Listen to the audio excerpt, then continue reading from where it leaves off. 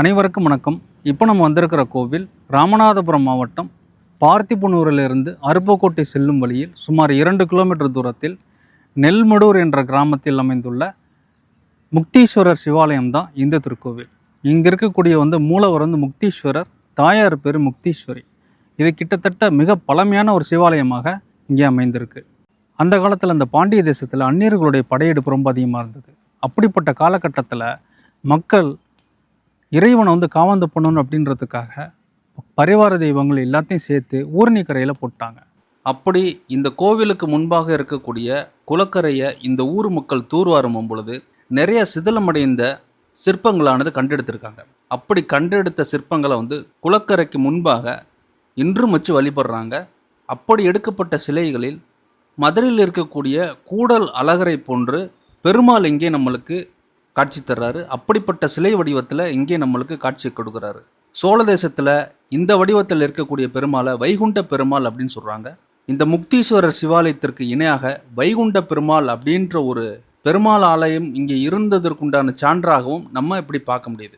ஒரு சிவாலயம் இருந்ததுன்னா அங்கே ஒரு பெருமாள் ஆலயம் கண்டிப்பாக இருக்கும். அதே போல் இங்கே கூடல் அழகர் போன்ற ஒரு தோற்றத்தில் இந்த பெருமாள் உருவச்சிலையை பார்த்து இந்த ஊரில் ஒரு பெருமாள் ஆலயமும் இருந்திருக்கலாம் அப்படின்னு நம்மளுக்கு தோணுது. இந்த கோவிலுக்கு முன்பாக உள்ள குளக்கரையை தூர்வாரும் பொழுது ஜேசிபி இயந்திரத்தில் உருவச்சிலையானது பட்டு ஜேசிபி இயந்திரத்தை இயக்கியபவருக்கு சில நிமிடங்கள் கண் தெரியாமல் போனதாகவும் இங்கு உள்ள ஊர் மக்கள் நம்மளுக்கு சொல்கிறாங்க. இன்றளவும் துர்க்கையம்மன் சிலையை போன்று தலையில்லாத சிலையும் ஸ்ரீதேவி பூதேவி சிலைக்கு ஒப்பான தலையில்லாத சிலையும் இங்கே நம்மளுக்கு பார்க்க முடியும். இப்படி விநாயகர் சிலை, பெருமாள் சிலை, பெண் தெய்வங்கள் சிலை என சிதிலமடைந்த சிலைகளான அந்த சிலைகளை எடுத்து வைத்து ஊர் மக்கள் இன்றளவும் வழிபடுறாங்க. இந்த பகுதிக்கு நெல்மடூர் என்ற பெயர் அமைவதற்கு காரணம் என்ன அப்படின்னா, அதாவது விளைச்சல் விளையும் நேரத்தில் நெல்மணிகள் பார்த்திங்கன்னா அந்த நெல்மணியில் அந்த கொத்து கொத்தாக இருக்கும் இல்லைங்களா, அதில் பார்த்திங்கன்னா ஒரு சோடை கூட இருக்காதான். அந்த அளவுக்கு முத்து முத்தாக அப்படி கொத்தாக நெல்மணிகள் அப்படியே படர்ந்து அப்படியே வரப்பு மேலே இருக்குமா. அதாவது இந்த ஊரில் உள்ள நெல்மணி மட்டும் ரொம்ப முத்து முத்தாக இருந்ததுனாலையும் இந்த ஊருக்கு நெல்மடூர் அப்படின்னு பேரானது. ரொம்ப வளமிக்க ஊராக இருந்திருக்கு. இந்த பகுதியில் பிராமணர்கள் அதிகமாக வாழ்ந்திருக்காங்க அந்த காலத்தில். இந்த முக்தீஸ்வரர் சிவாலயம் பார்த்திங்கன்னா கிட்டத்தட்ட ரொம்ப பழமையான ஒரு சிவாலயம். இது முற்கால பாண்டியர்களுடைய வழிபாட்டு சிலைகளுக்கு ஒப்பாக காணப்படுது. ஏன் அப்படி சொல்கிறேன் அப்படின்னா, இந்த பகுதியில் அதாவது நரிக்குடி, இது பக்கத்தில் நரிக்குடி, திருச்சுழியல், இது போன்ற விருதுநகர் மாவட்டத்தை, இதுக்கு அடுத்து விருதுநகர் மாவட்டம் வந்துடும். இந்த விருதுநகர் மாவட்டத்தை சுற்றி பார்த்திங்க அப்படின்னாக்கா முற்கால பாண்டியர்களுடைய வழிபாட்டு சிலைகள், கற்சிலைகள் எல்லாமே தொல்லியல் துறை ஆய்வாளர்களால் கண்டெடுக்கப்பட்டிருக்கு. அது போன்ற ஒரு தன்மையில் தான் இந்த முக்தீஸ்வரர் சிவாலயத்தில் அமைந்திருக்கக்கூடிய பரிவார தெய்வங்களுடைய சிலை வடிவமானது அமைந்திருக்கு. இந்த ஆலயத்தில் பார்த்திங்கன்னா கிட்டத்தட்ட ரொம்ப சிதிலமடைஞ்சு போச்சு.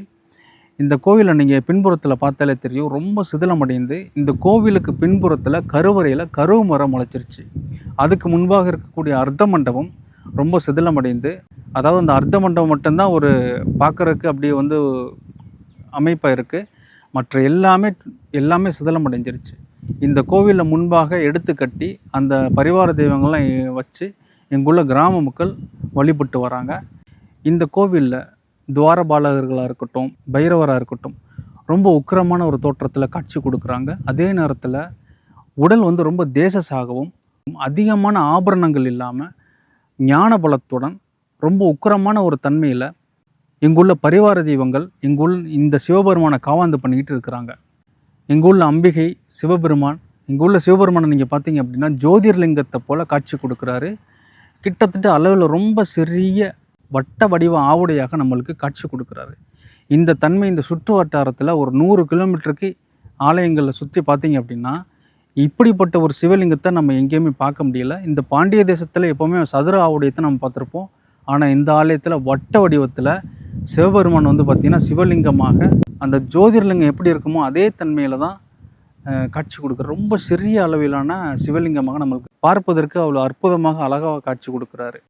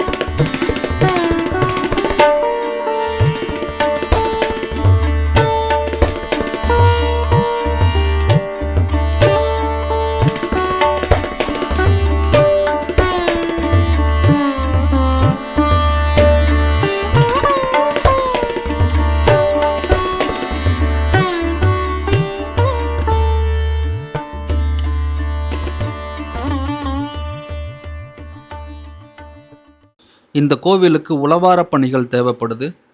இந்த வீடியோவை பார்க்கக்கூடிய சிவனடியார்கள், சிவபக்தர்கள், கைலாய வாத்தியம் வாசிக்கக்கூடிய சிவனடியார்கள் இந்த கோவிலுக்கு ஒரு தடவை வந்து இங்கு உள்ள சிவபெருமானுக்கு கைலாய வாத்தியம் வாசித்து இங்கு உள்ள சிவபெருமானை மகிழ்விச்சிங்க அப்படின்னா இவரே ஆலயம் எழுப்புவதற்கு உண்டான ஆட்களை கொண்டாந்து சேர்த்துருவார். அப்படிப்பட்ட மிகவும் சக்தி வாய்ந்த சிவபெருமானாக ஜோதிர்லிங்கத்தை போல இங்கே நம்மளுக்கு காட்சி கொடுக்குறாரு. இந்த முக்தீஸ்வரர் ஆலயம் மிகப்பெரிய மண்டபங்களோடு மிகப்பெரிய ஆலயமாக எழும்பணும் அப்படின்னு சொல்லி இந்த ஊர் மக்களுடைய எண்ணமாக அமைந்திருக்கு. இந்த வீடியோவை பார்க்கக்கூடிய சிவனடியார்கள், சிவபக்தர்களின் மூலமாக இவ்வாலயமானது மீண்டும் புதுப்பொலிவுடன் சிவபெருமானின் வழிபாட்டு தலமாக அமைப்பெறும் அப்படின்னு இங்குள்ள முக்தீஸ்வரரை நான் வேண்டிக்கிறேன்.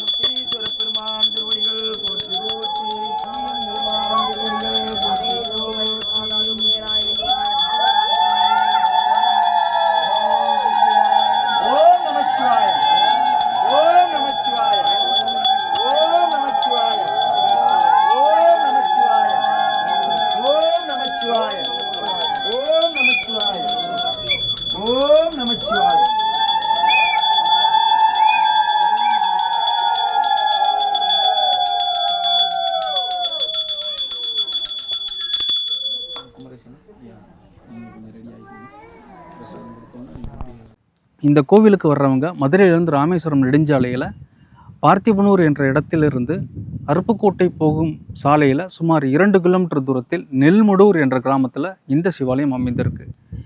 இந்த கோவிலை பற்றின நிறைய விஷயங்கள் உங்களுக்கு தெரிய வந்திருக்கும். மீண்டும் உங்களை நான் வேறொரு சிவாலயத்தை சந்திக்கிறேன். நன்றி, வணக்கம்.